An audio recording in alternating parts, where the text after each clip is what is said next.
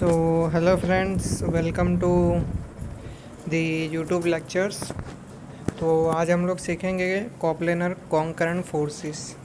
ठीक है, ये बेसिकली मैकेनिक्स ऑफ सॉलिड की अतुल प्रकाशन की जो बुक है उसमें से मैं आपको पढ़ा रहा हूँ अभी। तो ये चैप्टर नंबर 2 है। ठीक है, तो मैं अभी पढ़ाना मैं स्टार्ट कर रहा हूँ। तो स्टार्ट करते हैं। सबसे पहले मैं बात करूँगा यहाँ पे फोर्स के बारे में। तो फोर्स क्या होता है वो मैं बताऊंगा। तो फोर्स मतलब क्या, कि जनरली हम लोग अगर बात करें तो किसी भी कोई एक्सटर्नल हम लोग किसी भी फोर्स किसी भी वजह से वो बॉडी भी क्या होता है, कोई भी प्रकार का कोई टेंस प्रोड्यूस होता है। मतलब बॉडी में कुछ शेप चेंजेस आता है, वॉल्यूमेट्रिक कुछ चेंजेस आता है, या फिर बॉडी मोशन करने लगती है। बॉडी का क्या होता है, मोशन होता है। तो उस चीज़ को क्या बोलेंगे हम लोग, उस चीज़ को हम लोग बोलेंगे फोर्स। फोर्स मतलब क्या, कि बॉडी डिफॉर्म हो जाती है, बॉडी में एक्सेलरेशन आ जाता है, बॉडी डिस्ट्रॉय हो जाती है। ठीक है, तो उन सभी जो हम बाहर से जो भी हम लोग एक्सटर्नल जो भी हम अप्लाई करते हैं उस एजेंट को, उसको हम लोग बोलेंगे फोर्स। ठीक है, तो ये जनरली एक डेफिनेशन है, आपको रटनी पड़ेगी अगर जीटीयू में अगर आपको लिखना है तो। ठीक है, मतलब फोर्स अगर आपको दिमाग में अगर मतलब मास के लिए आप रट लो, वरना डायरेक्टली फोर्स मतलब क्या हम लोग जानते ही है। बाहर से हम जो भी हम लोग फोर्स लगा दें उस चीज़ को हम लोग फोर्स बोलते हैं। बस डायरेक्टली उतना याद रख लो। ठीक है, अब सबसे पहले तो आप ये सुन लो कि फोर्स जब भी नापा जाता है तो वो न्यूटन में नापा जाता है। तो न्यूटन के अलावा भी कई कई उसके यूनिट्स हैं। जैसे यहाँ पे यूनिट्स की बात की गई है, सबसे पहले 1 न्यूटन फोर्स। तो 1 न्यूटन फोर्स क्या, हम सभी लोग जानते हैं फोर्स इज इक्वल टू क्या होता है, M A, mass into acceleration. ये इक्वेशन तो सबको पता ही है। तो ये इक्वेशन तो सबको पता ही है। अगर हम लोग वन वन ले लेते हैं, 1 kg, और एक्सेलरेशन भी हम लोग 1 मीटर पर सेकंड स्क्वायर ले लेते हैं, तो उससे फोर्स क्या निकलेगा, M into A is equal to 1 निकलेगा। तो वो वन निकला उसको बोलेंगे हम लोग 1 न्यूटन फोर्स। तो 1 न्यूटन का मतलब समझ में आ गया। 1 न्यूटन मतलब मास भी 1 kg, एक्सेलरेशन भी 1। ठीक है, तो उस चीज़ को बोलेंगे हम लोग 1 न्यूटन फोर्स। दूसरा और एक यहाँ पे एक यूनिट बताया है, 1 kgf फोर्स। 1 kgf फोर्स किसे बोलेंगे, उसमें हम लोग जब भी एक्सेलरेशन हम लोग कंसिडर करते हैं तो वो एक्सेलरेशन हम लोग ग्रेविटेशनल एक्सेलरेशन हम लोग कंसिडर करते हैं। ग्रेविटेशनल एक्सेलरेशन मीन्स यहाँ पे दिखाया गया है, देखो। ग्रेविटेशनल मीन्स ग्रेविटी मीन्स आपको सब पता होगा कि ग्रेविटी माने कि अगर पृथ्वी से अगर हम लोग किसी भी चीज़ को अगर हम लोग छोड़ देते हैं आसानी से, तो वो क्या होती है, पृथ्वी के सरफेस की तरफ वो अट्रैक्ट होती है। तो उससे जो भी एक्सेलरेशन पैदा होता है उस एक्सेलरेशन हम लोग बोलेंगे ग्रेविटेशनल एक्सेलरेशन। और वो ग्रेविटेशनल एक्सेलरेशन की वैल्यू फिक्स होती है 9.81 मीटर पर सेकंड स्क्वायर। वो आपको याद रखनी है। और मास हम लोग लेंगे इधर 1 kg, तो m इंटू ए करेंगे, mass is equal to 1 kg, और एक्सेलरेशन 9.81। तो उन दोनों का प्रोडक्ट क्या आएगा, उन दोनों का प्रोडक्ट आएगा आपके सामने ये वाला 9.81। तो 9.81 न्यूटन वही क्या है, वही है 1 kgf फोर्स। ठीक है, तो 1 kgf फोर्स भी समझ में आ गया, 1 न्यूटन फोर्स समझ में आ गया, 1 kgf फोर्स भी समझ में आ गया, आई होप। ओके, आगे बढ़ते हैं। अब बात करते हैं कैरेक्टरिस्टिक ऑफ थी। मतलब क्या, कैरेक्टरिस्टिक मतलब जो भी फोर्स है, फोर्स वो वेक्टर क्वांटिटी है। अगर आप मैथ्स में अगर आप पढ़ोगे आगे तो 2 तरह की क्वांटिटी होती है, एक स्केलर और एक होती है वेक्टर। स्केलर यानी कि जिसमें सिर्फ हमको उसका सिर्फ नाप हो उसका, उसमें कुछ डायरेक्शन के डायरेक्शन में कुछ लेना देना नहीं है। जैसे कि अगर हम लोग कोई भी अगर हम लोग बॉल अगर हम लोग ऊपर फेंकेंगे, ठीक है, तो वो उस पर जो भी ग्रेविटेशनल फोर्स लगेगा वो हमेशा नीचे की डायरेक्शन में ही लगेगा, ठीक है। तो उसका मतलब उसकी डायरेक्शन के साथ कोई लेना देना नहीं है, डायरेक्शन तो हमेशा नीचे ही होगी। अब आपको वैल्यू पे अब आपको देखना है कि वैल्यू ज़्यादा एक ही काम है, तो वो ग्रेविटेशनल फोर्स हो गया, वो क्या हो गया, ग्रेविटेशनल जो भी एक्सेलरेशन हो रहा है, ग्रेविटेशनल जो लग रहा है ग्रेविटी फोर्स, वो क्या हो गया, स्केलर क्वांटिटी हो गई। और फोर्स, फोर्स वेक्टर क्वांटिटी होती है। फोर्स क्या होती है, वेक्टर क्वांटिटी। वेक्टर क्वांटिटी माने कि उसके उसके पास क्या होता है, एक एक तो उसका एक नाप होता है, मैग्नीट्यूड होता है, और दूसरे उसकी क्या होती है, उसकी डायरेक्शन होती है। दूसरे उसकी क्या होती है, उसकी डायरेक्शन। तो मैग्नीट्यूड यानी कि उसका मूल्य कितना होता है, जैसे 10 kilo Newton, 50 kilo Newton, 200 kilo Newton, ठीक है वो। और डायरेक्शन, डायरेक्शन यानी कि वो कौन सी डायरेक्शन में लग रहा है, नीचे लग रहा है, साइड में लग रहा है, ऊपर लग रहा है, ठीक है, कौन सी डायरेक्शन में लग रहा है, तो उसकी उस चीज़ को हम लोग बोलेंगे डायरेक्शन। ओके, आगे बढ़ते हैं, आगे बढ़ते हैं। यहाँ पे हम लोग बात करेंगे नेचर की। नेचर, नेचर यानी कि जब भी बॉडी पे, किसी भी बॉडी पे हम लोग अगर फोर्स लगा जाए तो उसकी वजह से क्या होता है, बॉडी में तनाव आएगा। तनाव मीन्स क्या, टेंशन आएगा। तो अगर उसमें जो अगर टेंशन आता है तो उस चीज़ को बोलेंगे हम लोग टेंसाइल फोर्स, ठीक है। अगर तनाव आता है तो उसके जो उस चीज़ को बोलेंगे हम लोग टेंसाइल फोर्स। और ऐसे ही अगर बॉडी पे हम लोग फोर्स लगाते हैं, अगर बॉडी अगर कंप्रेस होगी, कंप्रेस यानी कि उस पर तनाव नहीं, उस पर एक मतलब कंप्रेस हो गई बॉडी, सपोज ये बॉडी है, उसमें मैं ऐसे में फोर्स लगा रहा हूँ तो बॉडी क्या होगी, सिकुड़ जाएगी। तो बॉडी पे क्या होगा, कंप्रेशन आएगा। तो वो जो भी फोर्स है उसको हम लोग कंप्रेसिव फोर्स बोलते हैं। तो यहाँ पे मैंने compressive force and tensile force, तो ये है नेचर उसके। नेचर के टाइप पे फोर्सेस के अलग अलग यहाँ पे डिवाइड कर रहे हैं वो, ठीक है। फोर्स का अभी डिवीज़न हो गया, ठीक है। तो अभी तक मैंने क्या चलाया है, अभी तक वो देख लेते हैं। सबसे पहले तो मैंने चलाया है यहाँ पे एक फोर्स क्या होता है, फिर फोर्स का यूनिट मैंने चलाया, फिर मैंने चला कि फोर्स का मैग्नीट्यूड होता है, डायरेक्शन होता है, यानी कि वेक्टर क्वांटिटी होती है, वो मैंने चला दिया। और अब मैंने नेचर चलाया कि नेचर क्या होता है। अब हम लोग बात करेंगे फोर्स के डिफरेंट डिफरेंट टाइप्स के बारे में, ठीक है। अब आगे चलते हैं हम लोग आगे के स्लाइड में। ओके, ये है स्लाइड आगे की, देखते हैं अभी। Okay, types of force, force के टाइप क्या हो गए वो देख लेते हैं। कॉन्टैक्ट फोर्स, कॉन्टैक्ट फोर्स किसे हम लोग बोलेंगे, जब भी आपको फोर्स लगता है तो उसमें आप कांटेक्ट की वजह से फोर्स लगता है, मतलब आपको फोर्स लगाने के लिए आपको बॉडी को टच कराना पड़ेगा। बॉडी को अगर टच करोगे तभी उस पर फोर्स जनरेट होगा, तो उसको बोलेंगे हम लोग कांटेक्ट फोर्स। जैसे कि एक ये हो गई बॉडी, सपोज़ ये हो गई बॉडी, ठीक है।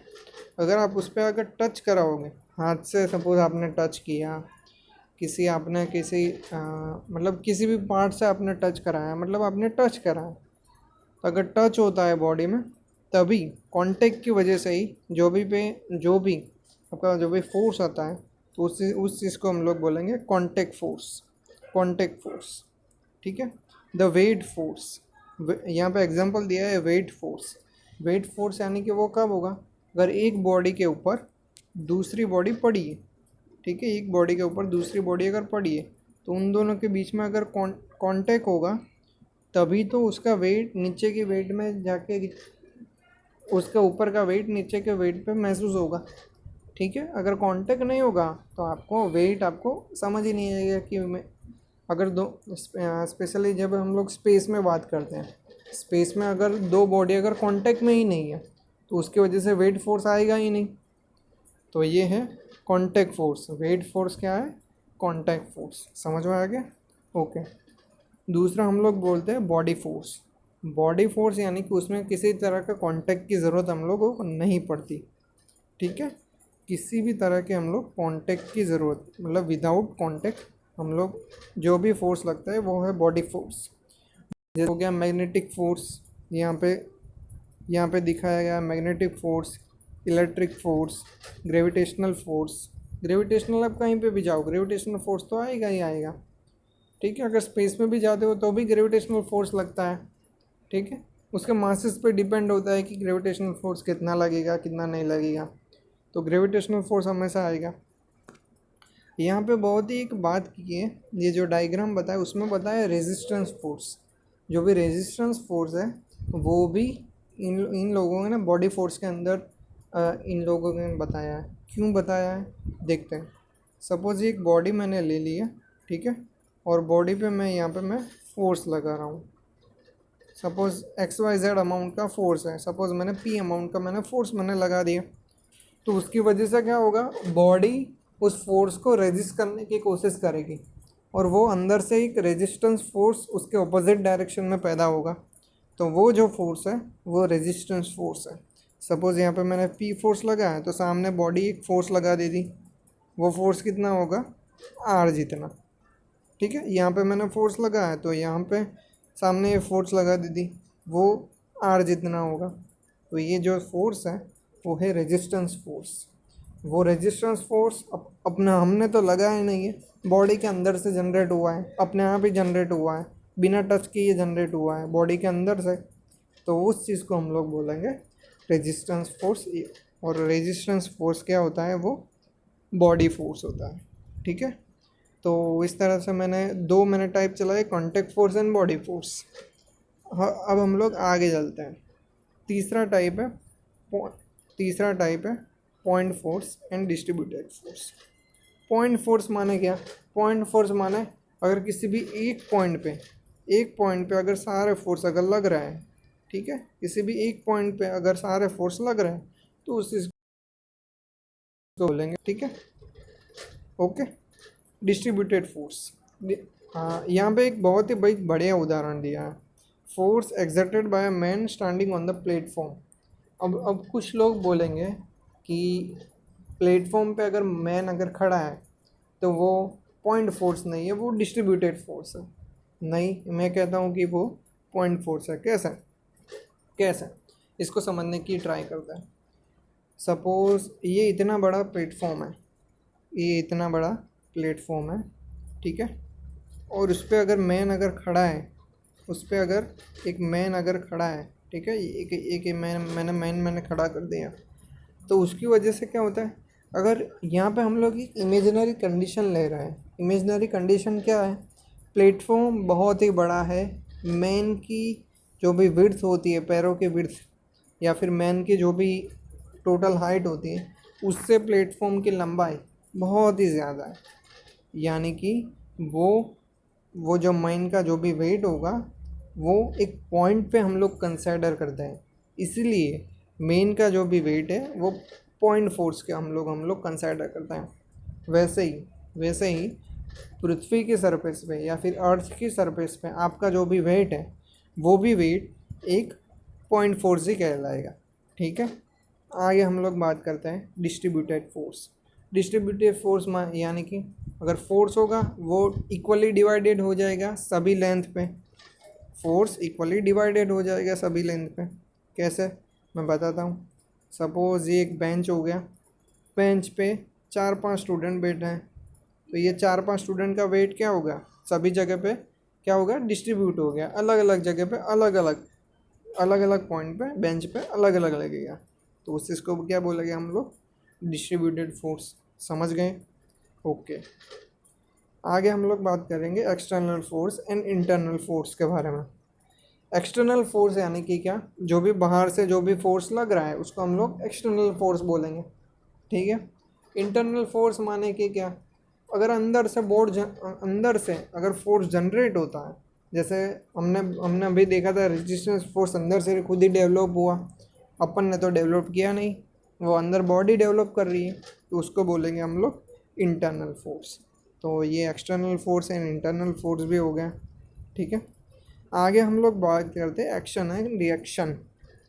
एक्शन क्या होता है हम लोग जानते हैं, न्यूटन का थर्ड लॉ तो अभी तक सब ने पढ़ा होगा। एक्शन यानी कि हम लोग बाहर से जो फोर्स दे रहे हैं वो। रिएक्शन क्या होता है, बॉडी सामने से उसको रिएक्ट करेगी, ठीक है। बॉडी के सामने एक रिएक्शन फोर्स लगेगा, तो उस चीज़ को हम लोग क्या बोलेंगे, रिएक्शन फोर्स।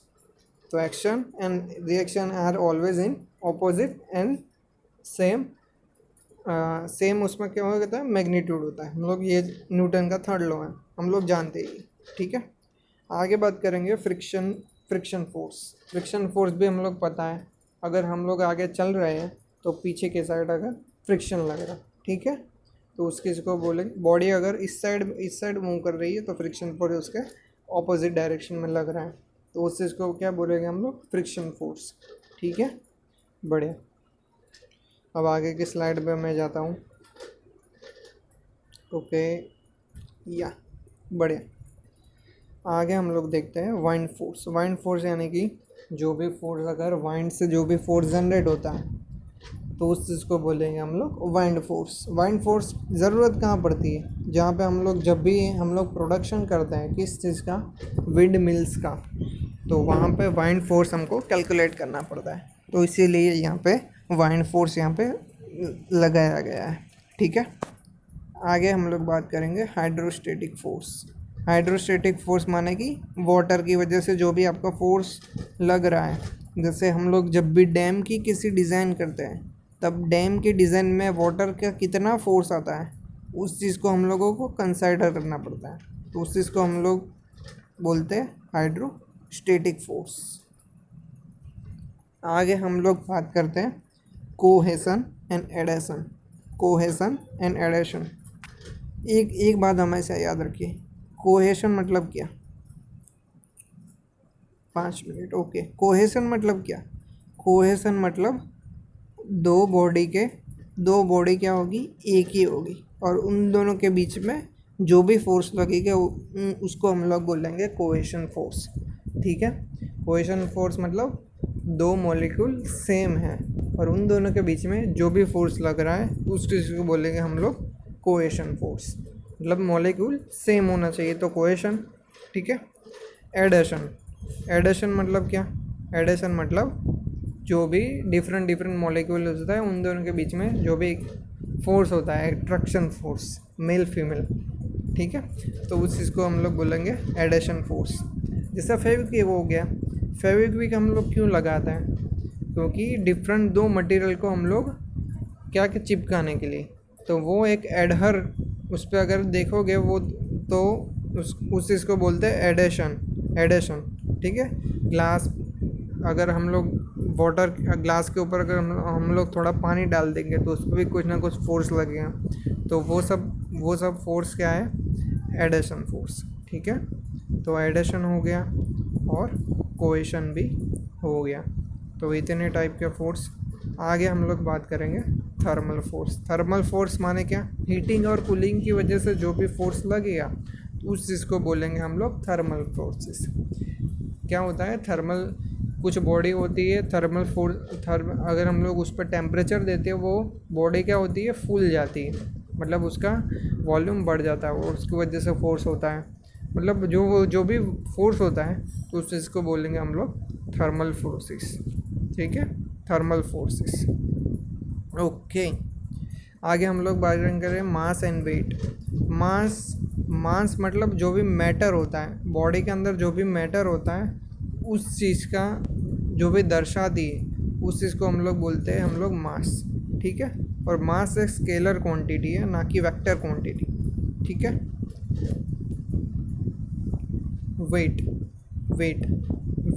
वेट यानी कि डब्ल्यू, वेट यानी कि डब्ल्यू यानी कि एम इंटू जी।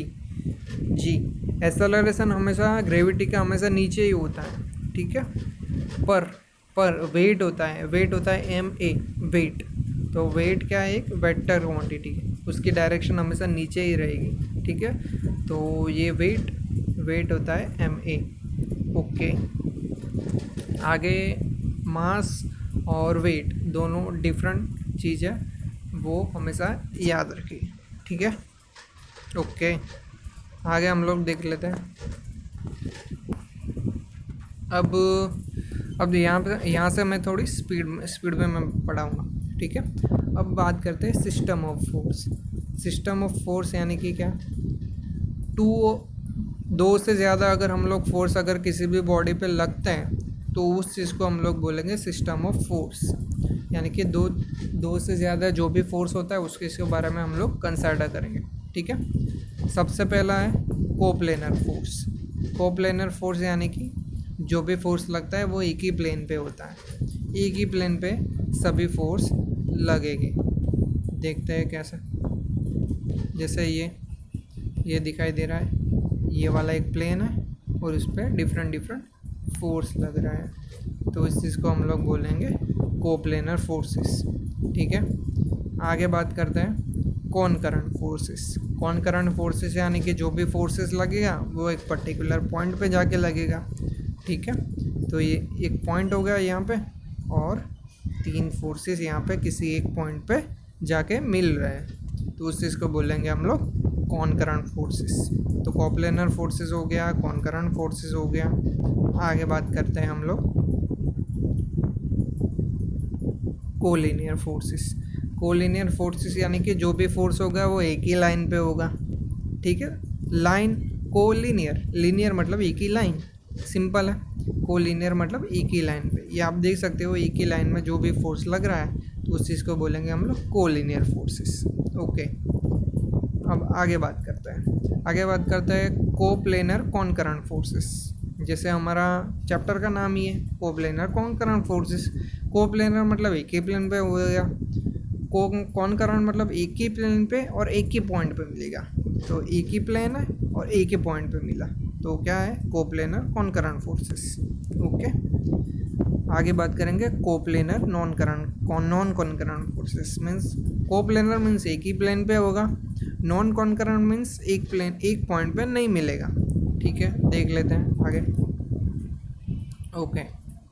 देख सकते हो एक प्लेन पे तो है पर एक पॉइंट पे नहीं मिल रहे हैं, ठीक है।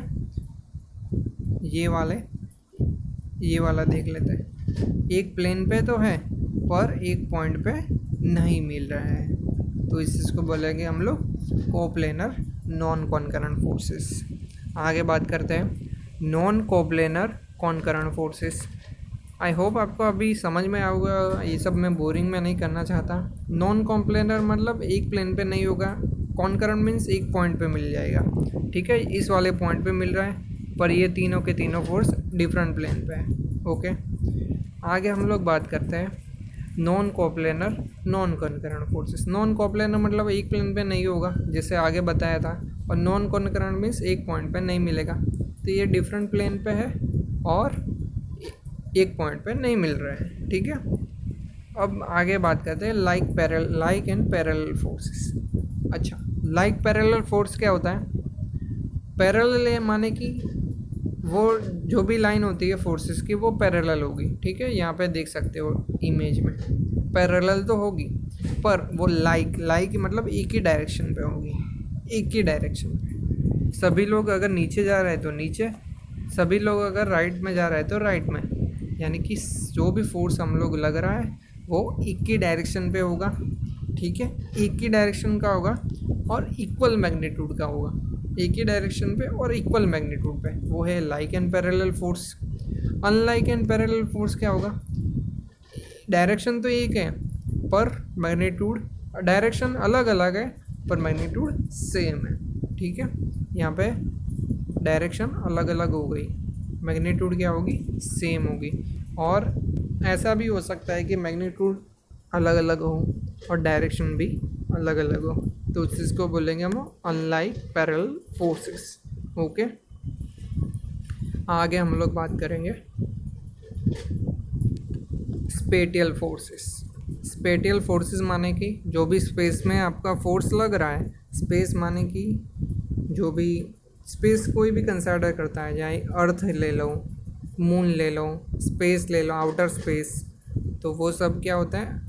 Spatial force. यानी कि स्पेटियल फोर्स पे जो भी फोर्स लग रहा है उस चीज़ को बोलेंगे हम लोग, okay, spatial forces, okay. Spatial कॉनकरेंट forces मतलब स्पेस में किसी पर्टिकुलर एक पॉइंट पे सारे के सारे फोर्सेस क्या होता है, केंद्रित होते हैं। केंद्रित होते हैं यानी कि मतलब इकट्ठा होते हैं। जैसे यहाँ पे दिखाया गया है, ये पैराशूट वाला एक आदमी है, वो जंप कर रहा है कि कहीं से, तो उसका वेट कहाँ पे वेट यहाँ पे क्या होगा, यहाँ पे वेट आ जाएगा। यानी कि सारे के सारे फोर्सेस हैं, वो फोर्सेस जमा होके इस पॉइंट पे आएंगे, इस पॉइंट पे। तो उस चीज़ को बोलेंगे हम लोग स्पेटियल कॉन्करेंट फोर्सेस। ओके, उसी तरह से स्पेटियल और नॉन कॉन्करेंट फोर्सेस। स्पेटियल मतलब स्पेस में फोर्स लगेगा, नॉन कॉन्करेंट मतलब एक पॉइंट पे नहीं होगा, और लाइक फोर्सेस मतलब एक ही डायरेक्शन पे होगा, एक ही डायरेक्शन में, और मैग्नीट्यूड सेम हो सकता है, नहीं भी हो सकता।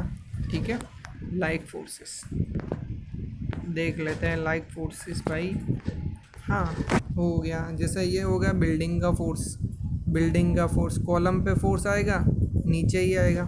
मैग्नीट्यूड सेम हो भी सकता है, नहीं भी हो सकता, पर ये स्पेस में भी है, एक एक पर्टिकुलर एक पॉइंट पे जमा भी नहीं हो रहा है, और क्या होता है, उनकी सभी के सभी डायरेक्शन नीचे ही है, तो वो लाइक एंड पैरेलल फोर्स हो गया।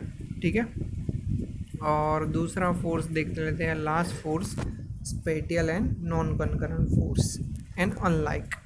स्पेटियल मतलब किसी भी एक स्पेस पे, नॉन कॉन्करेंट मतलब एक पॉइंट पे जमा नहीं हो रहा है, और अनलाइक फोर्स मतलब अनलाइक के माने के उनका सभी डायरेक्शन अलग अलग है। डायरेक्शन नीचे नहीं, ऊपर नीचे कहीं पे हो सकता है, ये ऊपर हो गया, ये नीचे हो गया, ये नीचे, ये ऊपर, और सभी अलग अलग प्लेन पे है। ठीक है, और नॉन कॉन्करेंट है, तो इसको बोलेंगे हम लोग spatial non concurrent force unlike force system. Okay, तो इस तरह से हम लोगों ने फोर्स की सिस्टम भी देख ली। ठीक है, आगे हम लोग बात करेंगे principle of physical independence of force. Okay, principle of physical independence of force.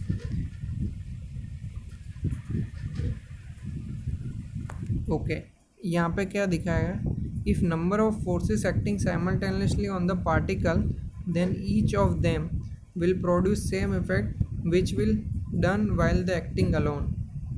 Okay, उस चीज़ का मतलब क्या है, अगर डिफरेंट फोर्सेस है, वो हम लोग लगा रहे हैं, और उसका हम सपोज हम लोग उसकी जगह पे उन सभी का कैलकुलेशन करके हम लोग एक रिजल्टेंट फोर्स निकालें,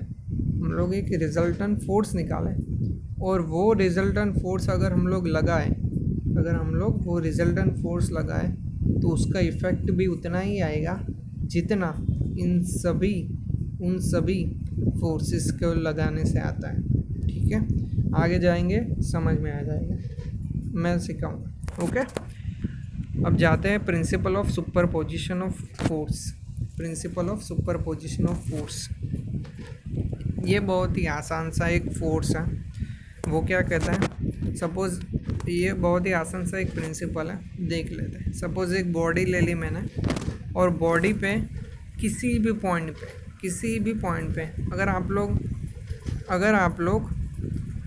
हम लोग बात करेंगे, किसी भी पॉइंट पे अगर हम लोग ऐड करते हैं और रिमूव करते हैं, फोर्स हम लोग ऐड करेंगे और रिमूव करेंगे, पर क्या होगा, वो फोर्स क्या होगा, कोलिनियर होगा और इक्वल होना चाहिए। Collinear, equal and in opposite direction. तो उसकी वजह से क्या होगा, बॉडी की पोजीशन में कोई भी चेंजेस नहीं आएगा। ठीक है, if two equal opposite and collinear forces are added and remove. Collinear मतलब एक ही लाइन पे होना चाहिए। सपोज़ यहाँ पे मैं बॉडी में कहीं पे ये पॉइंट ले लेता हूँ, और यहाँ पे मैंने अगर इक्वल एंड ऑपोजिट फोर्सेस मैंने यहाँ पे लगाया, सपोज 100 न्यूटन फोर्स, 100 न्यूटन यहाँ पे लगाया, 100 न्यूटन यहाँ पे लगाया, यानी कि यहाँ से एक घोड़ा खींच रहा है 100 न्यूटन, यहाँ से गधा खींच रहा है 100 न्यूटन, तो उसकी वजह से जो भी बीच में जो भी ट्रक या फिर कार्ट, वो वहाँ का वहाँ ही रहेगा, कहीं पे आगे या फिर पीछे नहीं जाएगा। समझ में आ गया, बहुत ही ईजी एग्जांपल से मैंने समझा दिया है सुपरपोजिशन ऑफ फोर्स।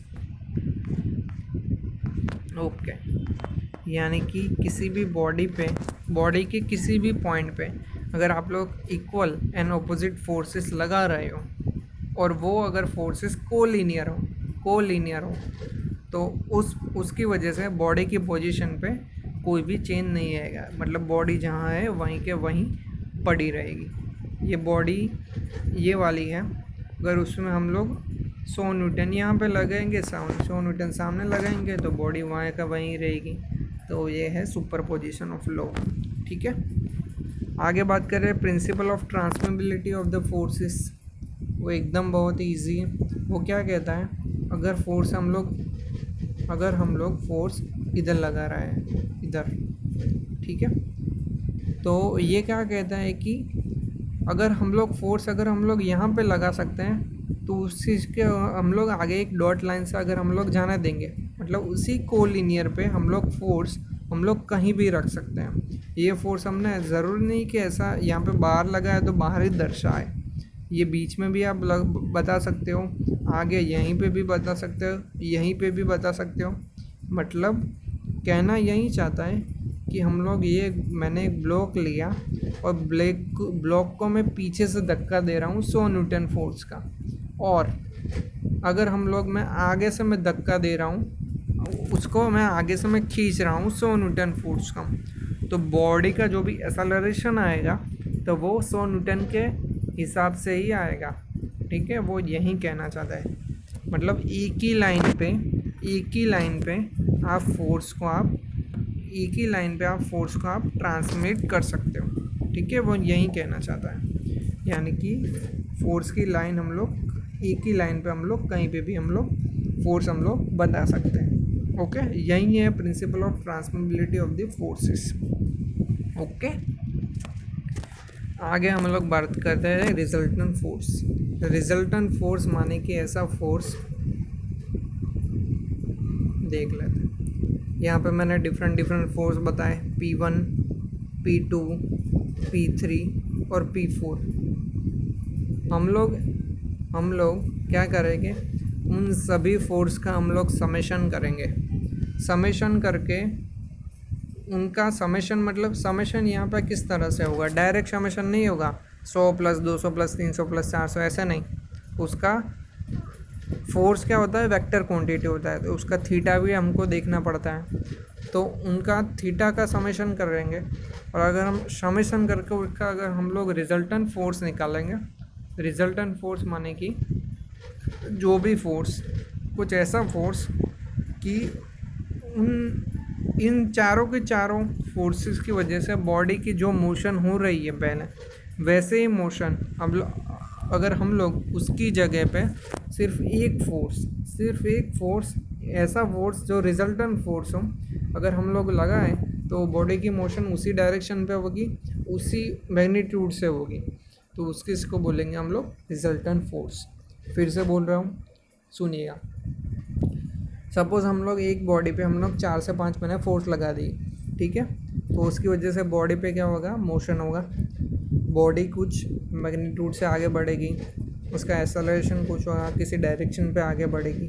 ठीक है, तो 4-5 फोर्सेस लगाने की जगह हम लोग एक ऐसा फोर्स कंसिडर करते हैं, उसकी वजह से बॉडी उसी डायरेक्शन पे जाए और उतनी ही फोर्स से आगे बढ़े, उतनी ही एक्सेलरेशन से आगे बढ़े। ठीक है, तो उस चीज़ को बोलेंगे हम लोग रिजल्टेंट फोर्स। मतलब हमने क्या किया, उन 4-5 फोर्स को हमने समेशन कर दिया और एक फोर्स बना दिया, वो फोर्स हो गया रिजल्टेंट फोर्स। ठीक है, और रिजल्टेंट फोर्स के ऑपोजिट डायरेक्शन पे उतना ही फोर्स लगा देंगे तो क्या होगी, बॉडी मूव होना बंद हो जाएगी। सिंपल सी बात है। तो हमने जो भी फोर्स लगाया ना, तो उस फोर्स को बोलेंगे हम लोग इक्विलिब्रियम फोर्स। ठीक है, तो resultant force and equilibrium force दोनों फोर्सेस मैंने चला दिए। ओके, आगे हम लोग बात करते हैं composition of force. Composition of force यानी कि जो भी मैंने अभी बताया, रिजल्टेंट फोर्स हम लोगों को एक निकालना है, तो उस रिजल्टेंट फोर्स को ढूंढने के लिए जो भी मेथड होती है तो उस चीज़ को बोलेंगे हम लोग कंपोजिशन ऑफ फोर्स। 2 तरह की मेथड होती है, एनालिटिक मेथड, ग्राफिकल मेथड। ठीक है, एनालिटिकल मेथड में 3 है, parallelogram law of forces, resolution of the forces and triangle law of the forces, ठीक है। और ग्राफिकल मेथड में triangular law of forces and polygon law of forces. Generally हम लोगों को parallelogram, resolution of forces and triangle law of forces, मतलब analytical method से हम लोग कैलकुलेट कर सकते हैं। ग्राफिकल मेथड से बहुत ही दिक्कत होती है और आंसर भी सही नहीं आता। तो मेरे हिसाब से एनालिटिकल मेथड सही है, ठीक है। देख लेते हैं आगे। सबसे पहले मेथड है parallelogram law of forces. Parallelogram law of forces, parallelogram law of forces क्या है, ठीक है, देख लेते हैं। If the two forces acting simultaneously on the particle, suppose मैंने पार्टिकल ओ ले लिया, ठीक है, उस पर मैं दो फोर्स लगा रहा हूँ, एक पी एक क्यू, ठीक है, ये पी है ये क्यू है, ठीक है। मैंने इस तरह से फोर्स लगाया, ओके। और वो बोल रहा है be represent in magnitude and direction by two adjustment side of the parallelogram. Means कि ये जो भी पी है और ये क्यू है, वो हम लोग मान लेते हैं कि वो एक पैरेललोग्राम पता है आपको, एक रेक्टेंगल होता है जिसमें किसी एंगल पे होता है, तो उसकी हम लोग एक साइड कंसीडर करते हैं।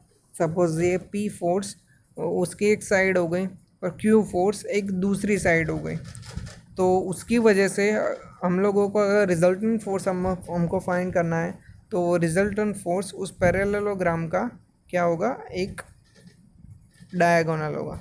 मतलब उसके डायगोनल की जितनी भी लंबाई आती है उतनी ही वैल्यू रिजल्टेंट फोर्स जितनी होगी, ठीक है। तो यही है पैरेललोग्राम लॉ ऑफ फोर्सेस। फिर से बता देता हूँ, बहुत ईजी है। सपोज मैं 50 न्यूटन का फोर्स में इस डायरेक्शन में मैं लगा रहा हूँ, ठीक है, और मैं 60 न्यूटन का फोर्स 60 न्यूटन का फोर्स मैं इस डायरेक्शन में मैं लगा रहा हूँ। और हम लोग ये मान लेते हैं कि ये वाली जो डायरेक्शन, ये 50 वाली, वो पैरेललोग्राम की एक साइड है, और ये 60 वाली है वो पैरेललोग्राम की दूसरी साइड है। यहाँ पे हम लोग बात करेंगे दोनों की। हम लोगों ने डायरेक्शन भी ली और मैग्नीट्यूड भी ली। मैग्नीट्यूड कितनी है, 50 और 60, ठीक है। और डायरेक्शन क्या है, ये है 0 डिग्री पे, ये है 60 डिग्री पे, ठीक है, 60 70 कोई भी, ठीक है। तो मैग्नीट्यूड भी आएगा, डायरेक्शन भी आएगी, और इन दोनों को हमने एक पैरेललोग्राम हमने ले लिया, तो उस इन दोनों का जो भी रिजल्टेंट फोर्स होगा उसके बीच में से यहाँ पे निकलेगा। फिर से ये फर्स्ट फोर्स, ये दूसरा फोर्स, उन दोनों की वजह से जो भी ये तीसरा फोर्स है वो हमेशा डायगोनल होगा। डायगोनल किसका, एक पैरेललोग्राम का क्या होगा, डायगोनल। और डायगोनल जितना क्या होगा, रिजल्टेंट फोर्स होगा। रिजल्टेंट फोर्स का जो भी मैग्नीट्यूड होगा वो इतना होगा, और उसका जो भी डायरेक्शन होगा वो इतने थीटा जितना होगा, इतना थीटा जितना होगा, ओके। तो ये है पैरेललोग्राम लॉ ऑफ फोर्सेस।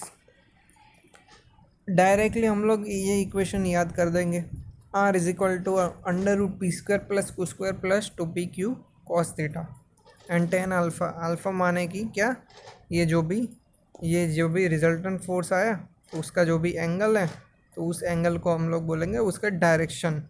तो उस डायरेक्शन का इक्वेशन tan अल्फ़ा है, और रिजल्टेंट फोर्स R का इक्वेशन ये है। और उसका प्रूफ चाहिए तो प्रूफ यहाँ पे नीचे होगा, आप देख सकते हो। जिसको करना है प्रूफ ले लो और स्क्रीनशॉट देख लो। आगे बात करेंगे हम लोग। यहाँ पे प्रूफ दिखाया गया है, और यहाँ पे एग्जांपल है। ये कुछ एग्जांपल हम लोग बाद में कभी देख लेंगे, ठीक है। आगे बढ़ते हैं, okay.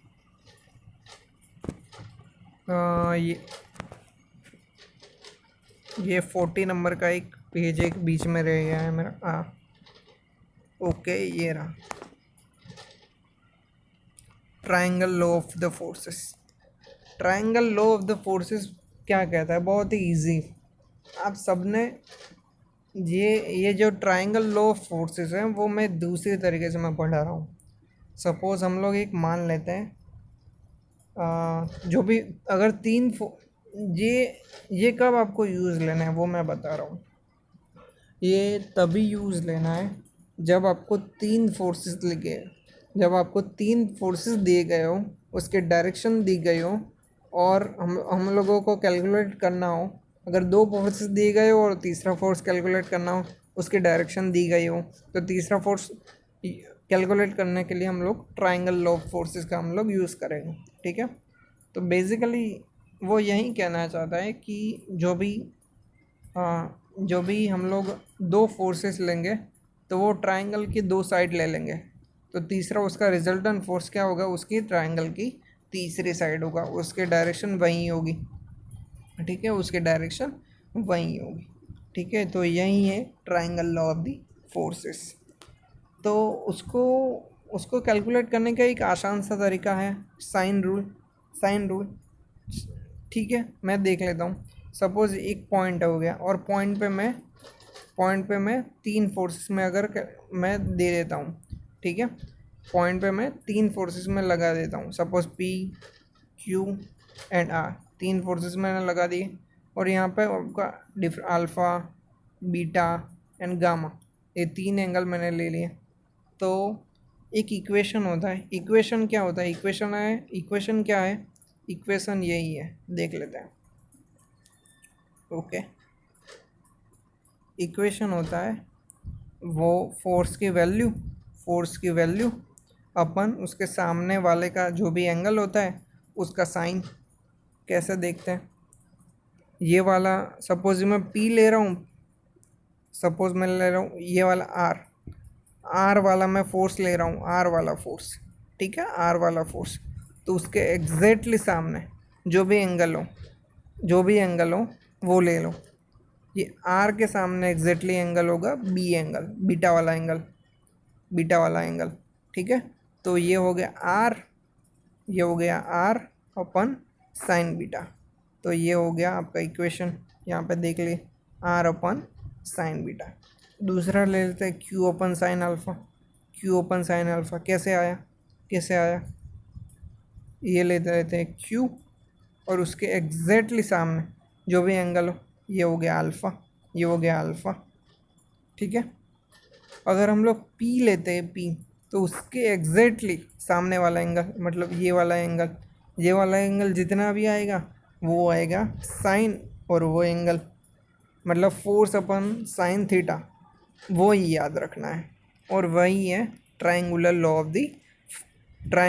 The law of triangle of force. ठीक है, मतलब force upon sine theta. Okay, तो ये है दूसरा आपका लॉ। आगे हम लोग बात करेंगे। ओके, देख लेता हूँ मैं 5 मिनट। ओके, हाँ, आ गए।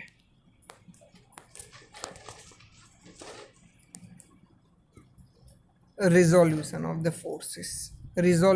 फोर्सेस देखते हैं।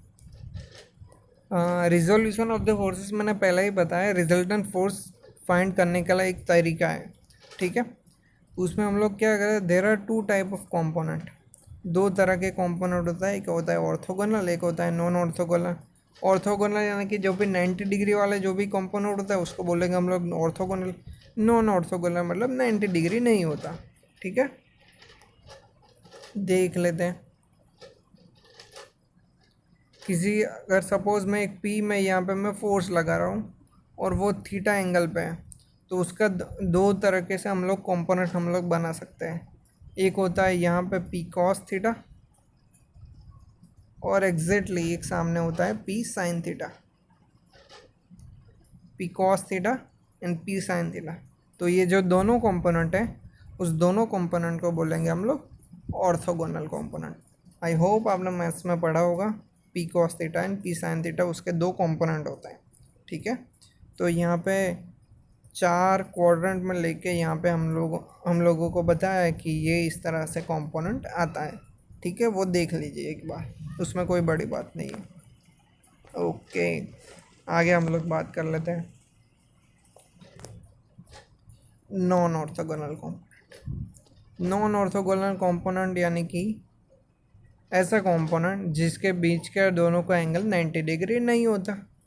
ठीक है, 90 डिग्री अगर नहीं होता, जैसे मैंने पहले ही बताया, एक एंगल एक फोर्स से इधर लग रहा है, दूसरा फोर्स से इधर लग रहा है, और उन दोनों के बीच में एंगल थीटा एंगल है, तो उन दोनों का जो भी रिजल्टेंट फोर्स फाइंड करना होगा, तो रिजल्टेंट फोर्स हम लोग कैसे फाइंड करेंगे, इस तरह से R is equal to under root P square plus Q square करके, या फिर using the triangular law of the forces, using the triangular law of the forces. Triangular law of forces क्या, फोर्स अपन उसका sine theta, force upon उसके सामने वाला angle, force upon sine theta.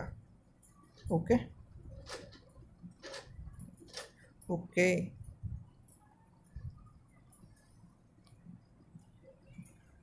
अब तो ये है जनरली। ओके, एक और टॉपिक है free body diagram. Free body diagram हम देख लेते हैं। फ्री बॉडी डायग्राम मतलब क्या, बॉडी पे जितने भी फोर्सेस लग रहे हैं, बॉडी पे जितने भी फोर्सेस लग रहे हैं, उसमें से हम लोग बॉडी को निकाल देंगे, बॉडी को निकाल देंगे और सिर्फ फोर्स को हम लोग कंसिडर करेंगे। तो अगर हम लोग फोर्स को अगर हम लोग कंसिडर करते हैं, तो उसका जो भी हम लोग डायरेक्ट डायग्राम एक बनाते हैं, तो उसको बोलते हैं हम लोग free body diagram. Free body diagram माने कि एक हैंड से हमने दिखाया गया एक डायग्राम है, फ्री बॉडी मतलब उसमें बॉडी नहीं होगी, सिंपल फोर्सेस हम लोग बता देंगे कि ये इस डायरेक्शन में लग रहा है, ये इस डायरेक्शन में लग रहा है, और अगर वो एक पॉइंट पे जमा हो रहे हैं, तो हम लोग एक पॉइंट पे हम लोग कॉन्करेंट हम लोग बता देंगे। ठीक है, तो ऐसा कुछ डायग्राम जिसमें सिर्फ फोर्स ही हो, बॉडी ना हो, तो उसको बोलेंगे हम लोग फ्री बॉडी डायग्राम। सपोर्ट हो तो सपोर्ट रिएक्शन भी आप दिखा दो। सपोर्ट रिएक्शन क्या होगा, सपोर्ट रिएक्शन माने कि क्या, बॉडी अगर एक दीवार है, दीवार उस पर हमने बॉडी लगाई, तो उसकी वजह से वेट तो नीचे गया, पर इन दोनों के बीच में कांटेक्ट हुआ, तो कांटेक्ट की वजह से क्या होगा, एक रिएक्शन फोर्स आएगा, तो वो हो गया रिएक्शन फोर्स। दीवार बॉडी पे रिएक्शन लगा रही है, तो उस चीज़ को बोलेंगे हम लोग रिएक्शन फोर्स। यहाँ यहाँ पे दिखाई दे, यहाँ पे एक टेंशन आएगा, ये जो भी बॉल है, बॉल को हमने डोरी से हमने बांध दिया है, स्ट्रिंग से हम लोग बांध दिया है, और वो एक वॉल पे हम लोग टच करवाया है, तो तीन फोर्सेस लगेगी। एक टेंशन फोर्स किसके अंदर लगेगी, टेंशन फोर्स इन दी जो भी आपकी स्ट्रिंग है उसमें आएगी, एक होगा वेट, एक होगा वॉल की वजह से रिएक्शन आएगा गेंद पे। तो ये जो तीन फोर्सेस है हम लोगों के ने विदाउट गेंद हमने बना दी, तो ये हो गया आपका free body diagram. Free body diagram, और जब भी सम में कोई भी दो फोर्सेस देगा और तीसरा फोर्सेस आपको फाइंड करने का पूछेगा। सपोज वेट दे दिया, टेंशन, वेट दे दिया, रिएक्शन दे दिया, और उसकी वजह से क्या बोला कि टेंशन डोरी में क्या आता है वो आप टेंशन स्ट्रिंग में क्या होता है वो फाइंड करो। तो यहाँ पे हम लोग साइन रूल लगा देंगे, जो कि तीन फोर्सेस हैं, तो साइन रूल से वो इक्वेशन क्या होगा, सॉल्व हो जाएगा। ठीक है, तो ये है free body diagram. Free body diagram हम लोग किस लिए बनाते हैं, ताकि हम लोग वेट और फोर्सेस हम लोग कैलकुलेट कर सकें। ओके ओके, लास्ट टॉपिक है हमारा आज का, types of equilibrium. Types of equilibrium, equilibrium मतलब क्या, बॉडी एक कोई एक स्टेट में एकदम शांत हो, ठीक है, उस चीज़ को बोलेंगे हम लोग इक्विलिब्रियम। तो तीन तरह के इक्विलिब्रियम होता है, stable, unstable and neutral. Stable equilibrium मतलब क्या, स्टेबल इक्विलिब्रियम मतलब वो अपनी पोजीशन पे बार बार एक ही पोजीशन पे वो वापिस आए, तो उस चीज़ को बोलेंगे हम लोग स्टेबल इक्विलिब्रियम। बॉडी, सपोज मैंने एक मैंने बड़ी से मैंने एक आर्क ले ली, उस पर एक मैं गेंद में डाल रहा हूँ, तो गेंद वापस पहले इधर जाएगी, फिर इधर आएगी, फिर वापस इधर जाएगी, फिर वापस इधर आएगी, धीरे धीरे धीरे धीरे धीरे धीरे एक पॉइंट पे आ जाएगी। तो आप देख सकते हो कि वो इस एक्सिस पे या फिर एक पॉइंट पे वो क्या कर रही है, वो वापस आ रही है। तो इसको तो इस चीज़ को बोलेंगे हम लोग स्टेबल इक्विलिब्रियम। ठीक है, अनस्टेबल इक्विलिब्रियम। अनस्टेबल इक्विलिब्रियम मतलब वो उस पोजीशन पे वापस नहीं आएगी। ठीक है, सपोज बॉडी पे हमने एक कोई भी मैंने एक शेप ले लिया, उस पर अगर हम लोग मैं जाने दे रहा हूँ तो गेंद वापस इस पोजीशन पे नहीं आएगी। ठीक है, तो इस चीज़ को बोलेंगे हम लोग अनस्टेबल इक्विलिब्रियम। Unstable equilibrium. ठीक है, आगे बोलते हैं न्यूट्रल इक्विलिब्रियम। न्यूट्रल इक्विलिब्रियम मतलब a body is said to be neutral equilibrium if it occupy a new position after slightly displaced from it position of rest।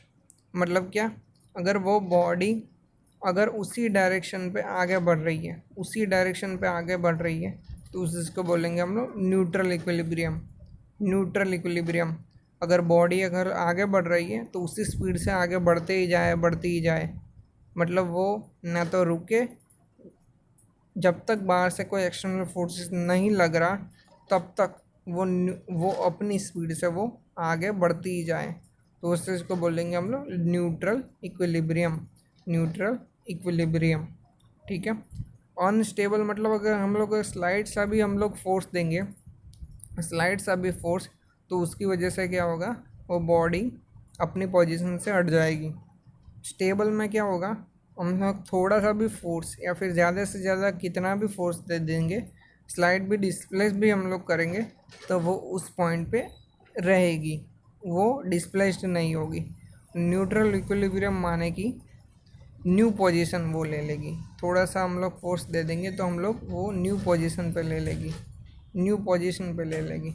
तो उसको बोलेंगे neutral equilibrium. Neutral equilibrium. Okay, तो I hope chapter number 2 clear हो गया होगा। Thank you very much.